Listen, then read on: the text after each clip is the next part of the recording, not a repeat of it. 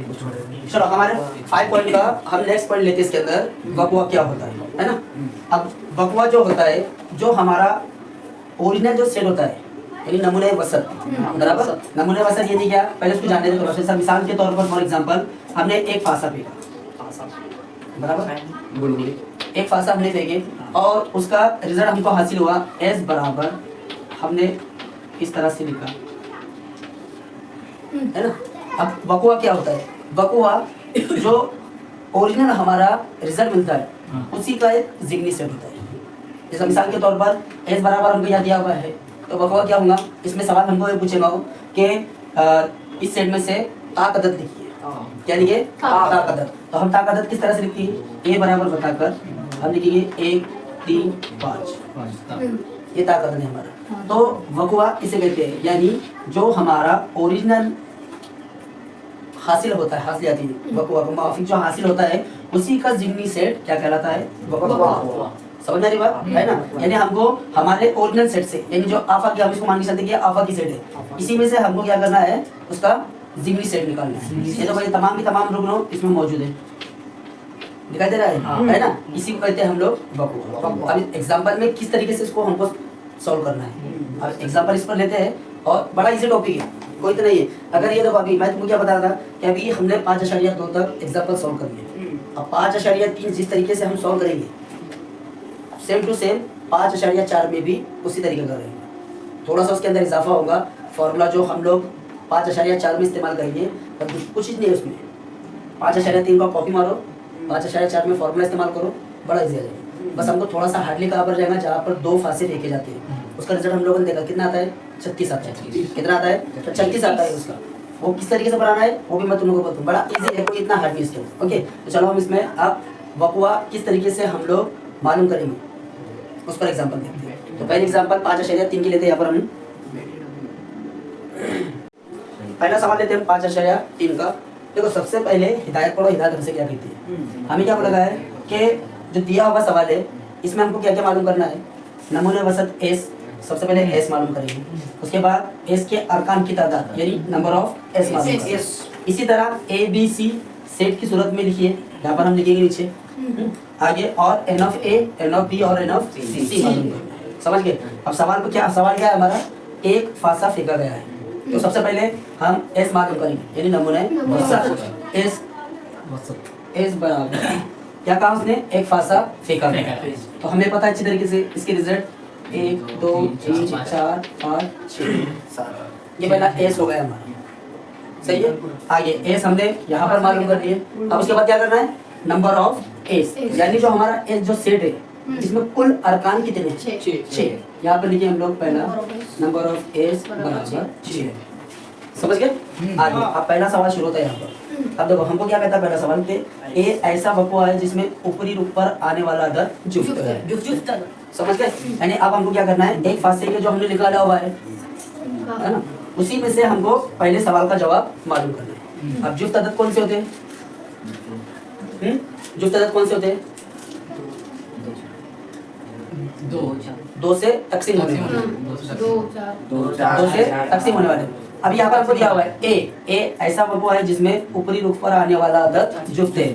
आगे सवाल में हमको क्या कहा है, इसी तरह वकवा ए बी सी मालूम कीजिए। जैसा हमने एस मालूम किया यानी नमूने वसत, वैसा हमको पहले ए मालूम करना। तो हम ए लिखेंगे, ए बराबर, इसका जवाब कहाँ से लेना है, ये सेट में से। इसमें हिदायत क्या दी गई है, जुफ्त अदद मालूम करना। जुफ्त अदद कौन कौन से, 1 2 4 6। जुफ्त अदद वो होते हैं जो 2 से पूरी तरह तकसीम होते हैं। अभी हमने ए मालूम किया, अब उसके बाद क्या मालूम करना है, number of A, number of A बराबर कितने अरकान इसमें, 3। ये पहला जवाब होगा। सेकंड, ऐसा वकवा है यानी बी ऐसा वकवा है जिसके ऊपरी रुख पर आने वाला अदद ताक है। अब बी जिस तरह से हमने ए मालूम किए उसी तरीके से हम बी मालूम करेंगे। ताक अदद कौन सा होता है, जो 2 से मुकम्मल तौर पर तकसीम ना हो। कौन कौन सा है, 1 3 5। इसका भी हम नंबर ऑफ बी मालूम करेंगे यानी एन ऑफ बी बराबर कितना आया, 3 आया। तीसरा सवाल, सी ऐसा वकवा है जिसमें ऊपरी रुख पर आने वाला अदद मुफर्रद है ना। अब मुफर्रद अदद कौन से होते हैं, जो सिर्फ खुद के बारे में। एक को ले सकते हैं हम लोग, नहीं ले सकते, क्योंकि ए ना तो मुरक्कब है और ना ही मुफर्रद है। हम कहाँ से शुरुआत करेंगे? दो से, दो तीन है ना? दो तीन पाँच, चार को ले सकते हैं? नहीं, चार को ले सकते, मुरक्कब बता दे। छह को ले सकते हैं? नहीं ले सकते, वो मुरक्कब बता। इसलिए यहाँ पर हम लिखेंगे नंबर ऑफ सी कितना मिला हम लोगों को? तीन। समझ में आ गया? 5.3 में हम जिस तरह से शुरुआत कर रहे हैं, 5.4 में सवाल का जवाब तुम लोगों को इसी तरीके से लिखना रहेगा, सेम टू सेम इसी तरीके से। समझ में आ रहा है ना? चलो इसको लिखो, फिर हम अगला सवाल देखते हैं। चलो देखो सवाल नंबर 2 क्या बोला गया है इसमें? दो फांसा एक ही वक्त में फेंका जाए, है ना? तो इसका रिजल्ट कितना आएगा? 2 फांसों का। एक फांसे का कितना रिजल्ट आता है? 6। तो 2 फांसों का 36। कितना आएगा? 36। अब इसको लिखे कैसा? इसको लिखे कैसा, है ना? इसमें कंफ्यूज होने का, ये जुमला जवाब में दोबारा से हम एज इट जैसा है वैसा ही लिखिए। सवाल में हमको क्या मालूम करना है? सवाल में हमको एस मालूम करना है, बराबर, एन ऑफ एस मालूम करना है, और उसी तरीके जो इस पर जो सवाल हम लोगों को पूछा गया है वो मालूम करेंगे, यानी ए मालूम करेंगे और एन ऑफ ए मालूम करेंगे, जो भी रहेगा। अब हम यहाँ पर एस बनाते हैं, एस किस तरह से हम लोग पहले मालूम करेंगे। तो कैसा करना है तुम लोगों को? एकदम इजी तरीके से। सबसे पहला एक, यानी शुरुआत एक से करना है, उसके बाद वाला नंबर चेंज करके चलना है, कॉमा एक, फिर यहाँ पर 1 2 1 3 1 4 1 5 1 6, है ना? अभी हमने एक से शुरुआत किए थे, आप किससे करेंगे? 2 से। 1 2 2 3 2 4 2 5 2 1 3। समझ गए? इसके बाद क्या करना है? फिर 3 1 3 2 3 3 4 3 5 3 6, इस तरह से। फिर आगे 4 1 4 2 4 3 4 4 5 4 6, है ना? इसके बाद 5 1 5 2 5 3 5 4 5 5 5 6। आखिर रहा हमारा 6 1 6 2 6 3 6 4 6 5 6 और यहाँ पर कंप्लीट। अभी पहली जो हदायत दी गई थी उसका हमने एस मालूम कर दिया। अब इसी का हमको क्या मालूम करना है? N of S. तो एन ऑफ एस टोटल कितना हो गया? 36। हमने याद किया। अब इस पे पूछा गया सवाल कौन कौन से? तो इसमें पहला सवाल हमको पूछा गया है कि ए ऐसा वक़ुआ है जिसमें ऊपरी रुकों पर आने वाला अदद का मजमुआ 6 का ज़ुआफ है। समझ गए बात? यानी क्या क्या कहता है हमसे वो कि ऊपरी रुख पर आने वाली है तमाम जो अदद ये ऊपरी रुख पर आए हुए, है ना? हमको इसमें से वो जुड़ी लेना है जिनकी जमा करने पर हमको 6 का जवाब मिले, यानी 6 से तकसीम होने वाला तक मिले। सवाल समझ में आया, है ना? तो हम यहाँ पर पहले का जवाब लिखते हैं, यानी वही जुमला दोबारा से लिखना है। तो उसको शॉर्ट में लिखना है हमको। कैसे लिखेंगे? ए ऐसा वक़ुआ है ऊपरी रुख पर, ऊपरी रुख पर आने वाला, क्या लिखेंगे हम लोग? ऊपरी रुख पर आदात का मजमुआ किसका? 6 का ज़ुआफ। समझ गए? 6 का ज़ुआफ। अब यहाँ पर लिखते हैं हम लोग ए। तो कौन कौन सी जोड़ियाँ है जो तुमको 6 का ज़ुआफ देंगी? 12। बताओ। 12। देखो चेक करने का तरीका कैसा? पहली लाइन में देखना कौन सा है हमारा? 1 और 5। 1 और 5 लिखेंगे, 6 आया, पहली जोड़ी मिल गई। 1, 5। दूसरी लाइन में कौन है? 2 और 4।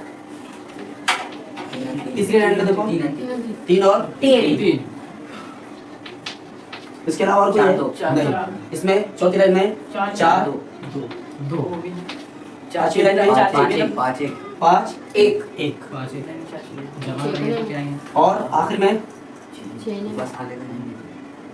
नहीं है डबल 6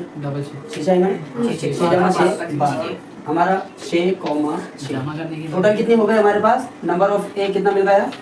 टोटल 6। समझ में आ रहा है ना? सवाल नंबर 2, बी ऐसा वक़ुआ है जिसमें ऊपरी रुकों पर आने वाला आदाद का मजमुआ कम से कम 10 हो। कम से कम कितना होना? 10 होना। फिर बी वाला जुमला लिखिए हम लोग। बी ऐसा वक़ुआ है ना। ऊपरी रुख पर आदात का मजमुआ कम से कम कितना होना चाहिए? कम से कम 10। इधर यहाँ पर लिखते हैं लोग बी। चलो बताओ फिर, कम से कम 10 होना, ज्यादा से ज्यादा कितना भी होगा?